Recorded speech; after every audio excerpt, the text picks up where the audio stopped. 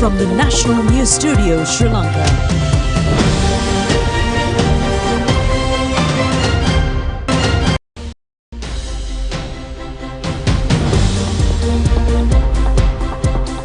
Good evening and welcome to the National News broadcast bringing to you live from the National News Studios. I'm Charita Vinuparachi. And I'm Sharma Screeners. First, amidst grievances of large crowds, ICC Cricket Ban has been withdrawn. Immediate measures to rescue the multi-day fishing craft captured by the Somalian terrorists. A special commission for the development of Galle. World's largest tourist ship on its maiden voyage.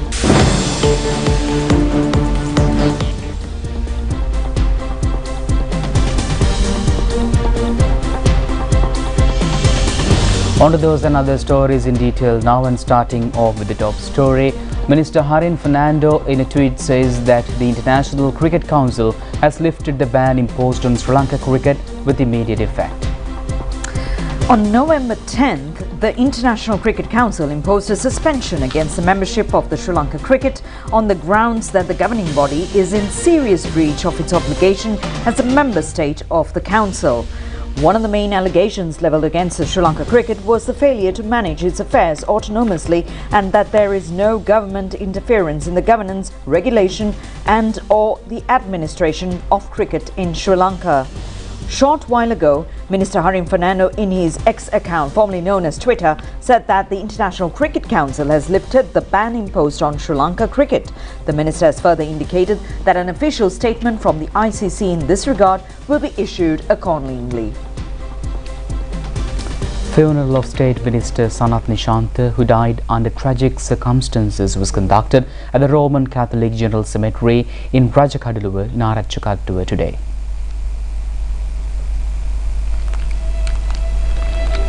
Sanat Nishant was killed in a road accident on the Katunayake-Colombo Expressway on the 25th of this month. Prime Minister Deni has arrived in Arachikattuwa to pay his last respects to the late State Minister, along with MPs, ministers, family relatives, friends and residents.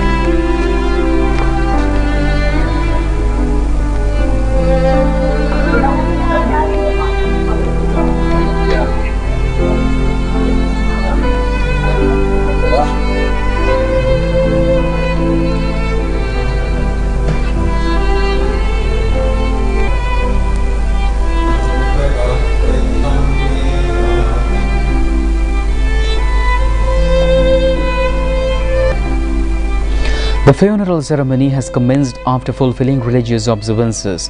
The message of condolences of President Ranil Wickremesinghe was presented by parliamentarian Vajira Abeyewardene. Parliamentarian Vajira Abeyewardene says it is a difficult task for an individual to fulfill all the tasks entrusted upon by the society. Yet, it is extremely tragic incident for a person to leave the life at an unexpected moment. Vajira Abeyewardene adds that Sanat Nishant's untimely demise brings us to recall the nature of the life.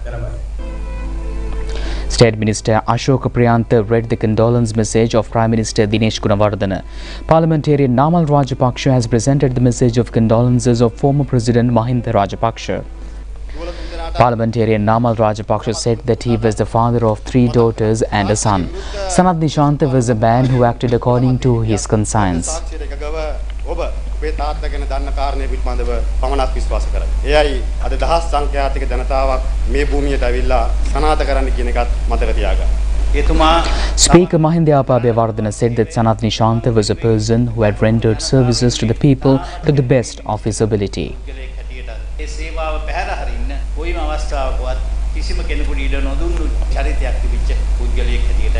Parliamentarian Sagar Karivasam said that when he asked him whether he was aware of the persons who set fire to his house, he said that he would not do any harm to those who carried out the tasks.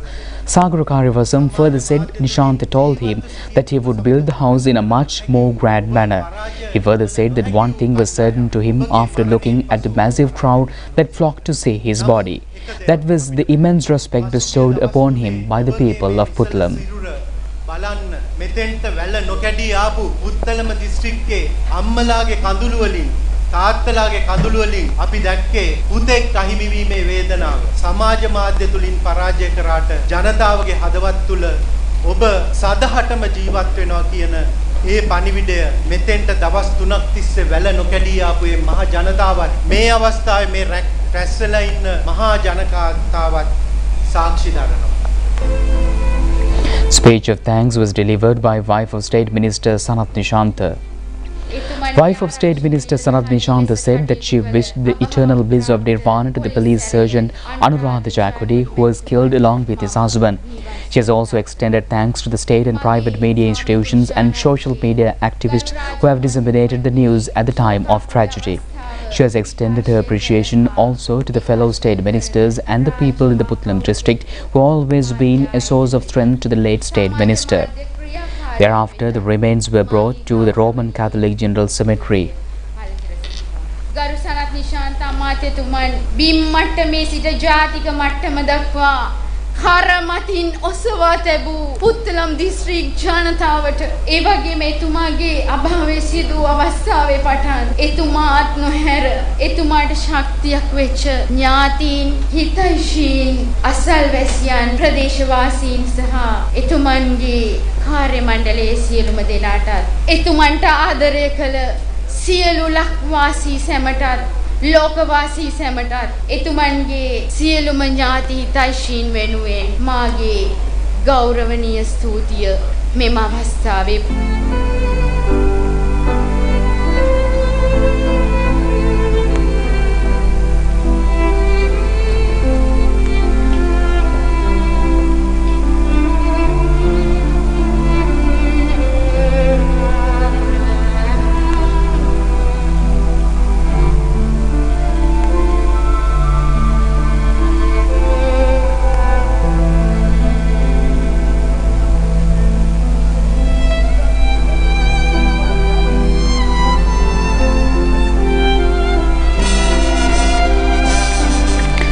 Thereafter, the remains were brought to the Roman Catholic General Cemetery in Rajakaduwina Ratchakattuwa for burial. Large crowd had anticipated the funeral procession.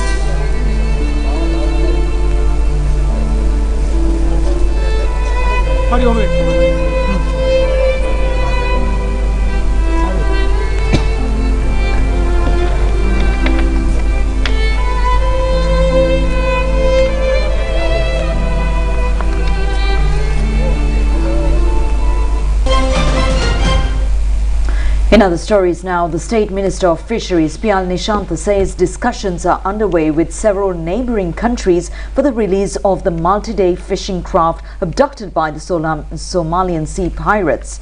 On an inquiry of the national television, he added that the relevant countries have been enlightened regarding the issue.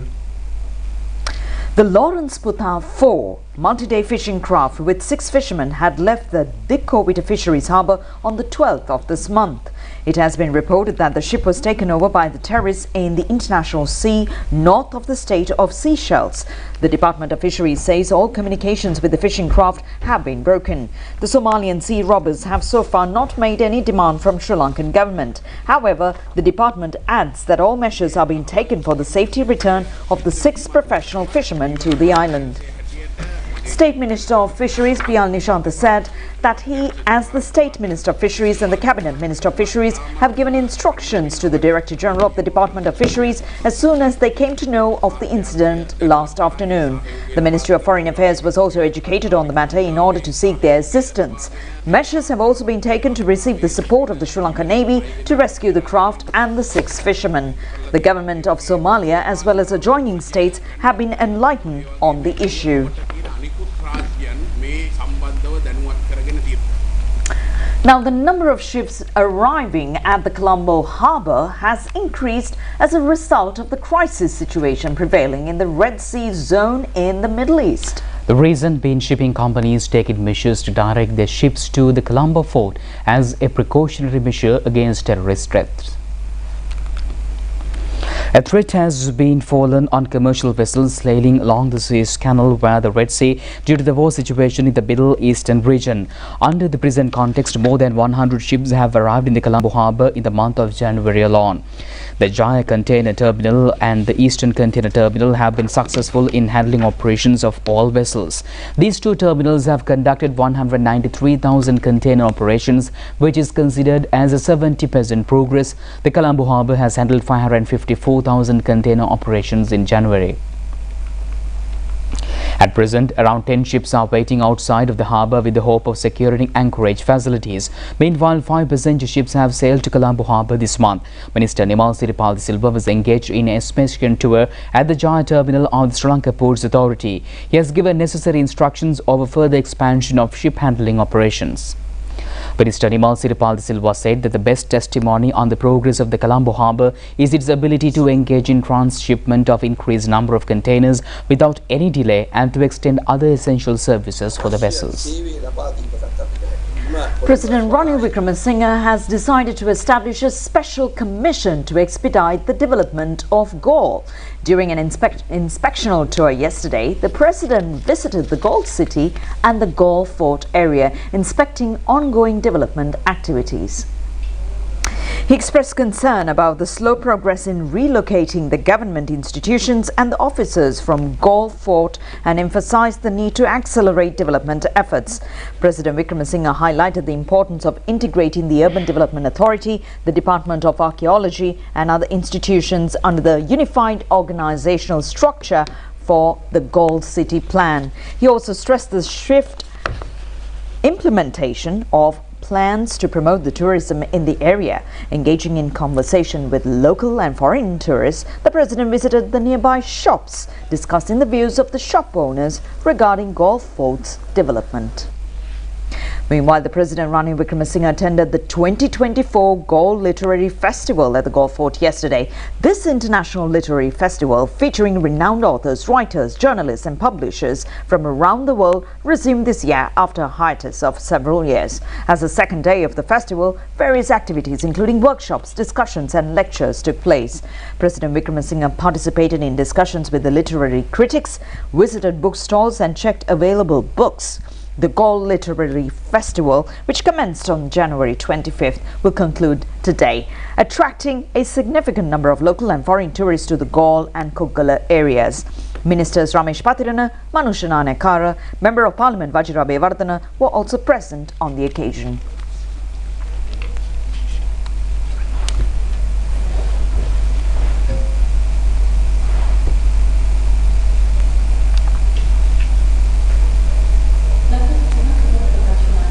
President Ranil Wickremesinghe has instructed to increase the scholarship grant of the Presidential Fund provided to students with economic difficulties sitting for this year's GCE Advanced Level Examination by 1,000 rupees. The President has taken the decision upon consideration of the request made by the students. The objective of the scholarship program is to identify students with the skills for learning but who are confronted by academic problems and to make their future bright. Accordingly, the monthly scholarship payment of 5,000 rupees has been increased to 6,000 rupees. The payments are being made in first week of every month. 5,000 students are to be selected for the scholarship program. Further updated information pertaining to the program are to be downloaded to the official Facebook page of the President's Fund and also to the official YouTube channel for immediate attention of the students. General Secretary of the United National Party, Palitharange Bandara, says at the upcoming presidential election, the leader is to be elected should be a person who could end the economic crisis and lead the country towards a massive development. He was addressing a ceremony in Kalmune yesterday. A meeting to select the regional UMP organisers for the Batticaloa district was conducted with the participation of party activists of the electorates of Batticaloa, Pathiripu and Kalkuda. The chosen members are to be appointed as regional organisers of the recommendations of President Ranil Wickremesinghe. General Secretary of the United National Party, Palitharange Bandara, said that if we do not create a society based on earning, we would continue to remain as a beggar state. There is a limit of extending assistance by any person. Sri Lanka must find a leader who is able to deviate from this situation. People in the recent past were deceived by bread, which is at 350, and free fertilizer. Earlier, they were misguided by the utterances such as bringing rice from the moon at no cost. Palitharange Bandara also said if the country takes a wrong decision next time, it will reach the abyss of destruction. Party leader Anurukumar Dissanayake has presided over the Mathura District Conference of the National People's Party yesterday. Large number of NPP representatives and party activists have attended the event. Anurukumar Dissanayake said that necessary steps will be taken to liberate the country from crimes and the narcotic menace. He added that they are not being maintained by persons who have connections to the criminal acts. Anurukumar Dissanayake has requested all to join hands and resurrect the nation. He said that the path that led the success of India is needed by Sri Lanka as well. The NPP leader further said that era of revival which goes beyond a mere government change is necessary. Samagi Jana Balawegaya parliamentarian Rajitha Senaratne says that it is the Janatha Vimukti Peramuna which had caused the biggest destruction in the country throughout the 70 years. He was addressing a public meeting in Beruwela yesterday. Samagi Jana Balawegaya parliamentarian Rajitha Senaratne said that the JVP was more responsible than any other group for the destruction in the country for the past 70 years.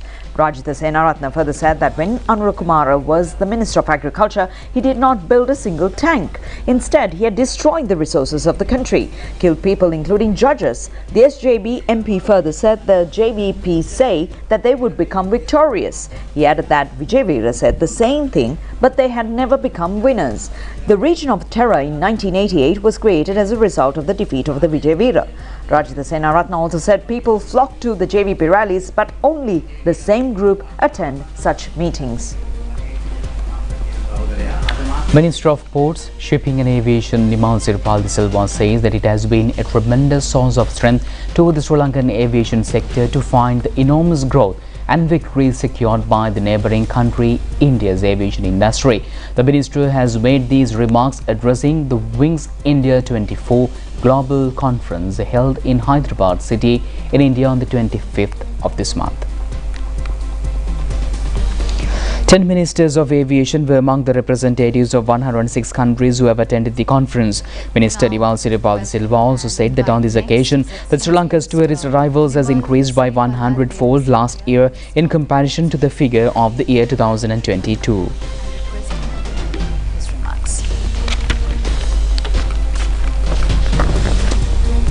Sri Narendra Modi, who has given a vibrant leadership to India, not only to India, to the whole world, and especially the Asia. Because India is the growing market. Asia is the growing market in time to come. So therefore, the initiative taken by you will certainly help Sri Lanka. We being your closest neighbor and you being our dearest friend, so your well-being and well-being of India is very important to us. And your growth will have a greater impact on our country because we are a small island nation. We are depending much on tourism now and the best tourist destination in the world. So therefore connectivity is very, very important to us. So therefore aviation is a sector which has to be developed firmly by us. And I am grateful to the Indian government for I established after I became the minister the Palali Airport in Jaffna, and now the connectivity. Every day we have flights from Jaffna to Chennai. The Alliance, I am grateful to Alliance Air also for helping us, and I hope there will be more flights that will come to Jaffna Airport in time to come. In other stories, Minister Tiran Alas says that full presidential report on the Easter attack was handed over to the Catholic Council headed by the eminence, the Archbishop. He points out that, however, instead of taking measures to discuss the issue, accusations had been launched. The minister has made these remarks addressing a special workshop to enlighten the community police committees in Negombo yesterday. Minister Tiran Alas said that the Reverend Cardinal has commented extensively on the report of the Presidential Commission. 2 years have elapsed since the handing over of the Commission report. The minister further said that the President has granted him permission to release the report. Minister Alas further said that the report was handed over to the Catholic Council with condition of not to divulge information on several sections of the report. 90% of the task of the part of the police has been accomplished. However, full inquiry with the participation of all relevant groups have not yet been realized. The Minister Tiran Alas has requested to hand over to any other facts that needs to be exposed. Farmers in the Madala district say the two unidentified diseases are affecting the pepper cultivations. The crop is being grown extensively in the divisional secretariat divisions of Galewala, Pallipola, Yatawatta, Rattota, Ukuwela, Lagdala and Pallegama. The harvesting season of pepper has begun, yet the farmers say that seeds in the pepper pods turn bad and start to fall. The stalk of the pepper fruit becomes rotten and a fungus condition turns the plant into a yellowish color. The farmers request the authorities to look into the problem and to provide a remedy.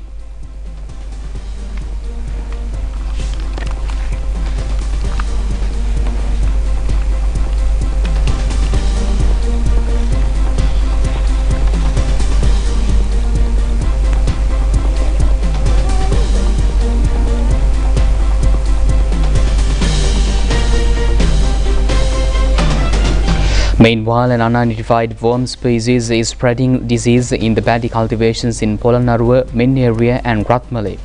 In Maha season, 90 farmers have cultivated paddy in 220 acres of land in Ratmale. The farmer says that attacking worm stuck of the juice of the paddy plant, turning it into white color.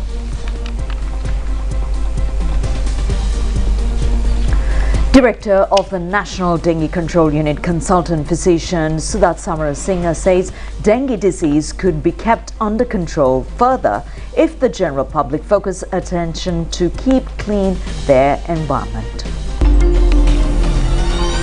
Dengue වගකීම අපේ අරමුණයි. ජාතික රූපවාහිනිය සමග මෝටේ. Dengue නැති හැටක්. Director of the National Dengue Control Unit, Consultant Physician Sudat Samarasinghe said that the dengue mosquito bites in the morning and in the evening. He has reiterated the need to keep clean the place of work as well. The office place could be construction field, a place of worship. The director of the unit further says that it is extremely important to inspect mosquito breeding places and to destroy such locations. Dengue වගකීම අපේ අරමුණයි. ජාතික රූපවාහිනිය සමග මෝටේ. Dengue නැති හැටක්. That's your duty to the nation.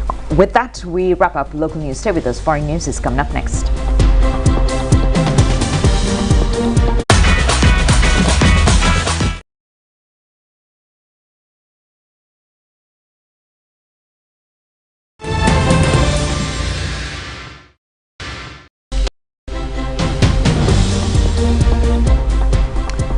And we take a look at foreign news now. The world's largest cruise ship has set sail from Miami, Florida on its maiden voyage, but there are concerns about the vessel's methane emissions.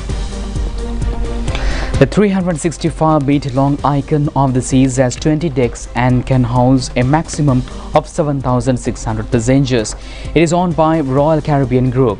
The vessel is going on a 7-day island-hopping voyage in the Caribbean. Environmentalists warn the LNG power ship will leak harmful methane into the air. However, the Royal Caribbean says that Icon of the Seas is 24% more energy efficient than required by the International Maritime Organization for modern ships. The company plans to introduce a net zero ship by 2035. Built a shipyard in Turkland, Finland, the Bahamas-registered ship has 7 swimming pools and 6 water slides. It cost $2 billion to build. Also, more than 40 restaurants and bars and lounge. Protesters have thrown a soup at a glass-protected Mona Lisa painting in France, calling for the right to healthy and sustainable food. The 16th century painting by Leonardo da Vinci is one of the world's most famous artworks and is held at the Louvre in central Paris. It sits behind bulletproof glass, so it's unlikely to have been damaged. Video shows 2 female protesters wearing t-shirts and red food counterattack throwing the liquid. Then they stand in front of the painting saying, what is more important, art or the right to healthy and sustainable food? Museum security had put black screens in front of them before the room is evacuated. A group called Riposte Alimentaire, known in English as a food counterattack, claimed responsibility for the stunt. The French capital has seen protests by farmers in recent days, calling for an end to rising fuel costs and for regulations to be simplified. The Mona Lisa has been behind safety glass since the early 1950s, when it was damaged by a visitor who poured acid on it. In 2019, the museum said it had installed a more transparent form of bulletproof glass to protect it. Prima Kutumi, Pantamai.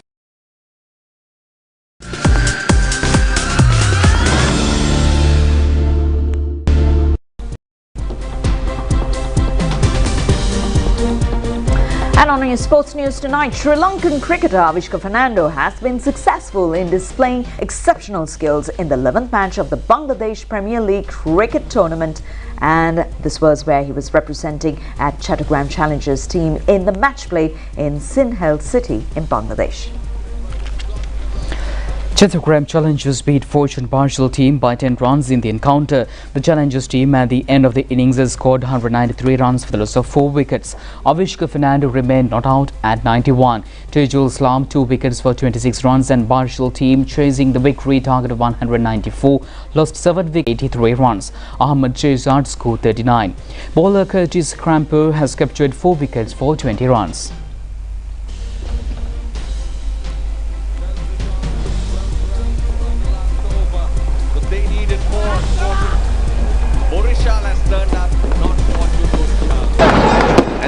Pakistan beat New Zealand by 10 wickets in an under-19 one-day World Cup cricket tournament match played in South Africa.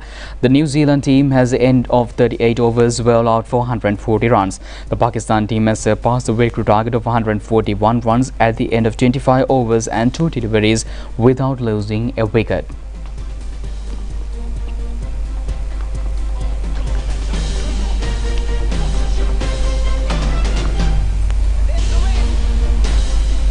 Meanwhile, South Africa trounced Scotland by 7 wickets in another World Cup under-19 cricket fixture.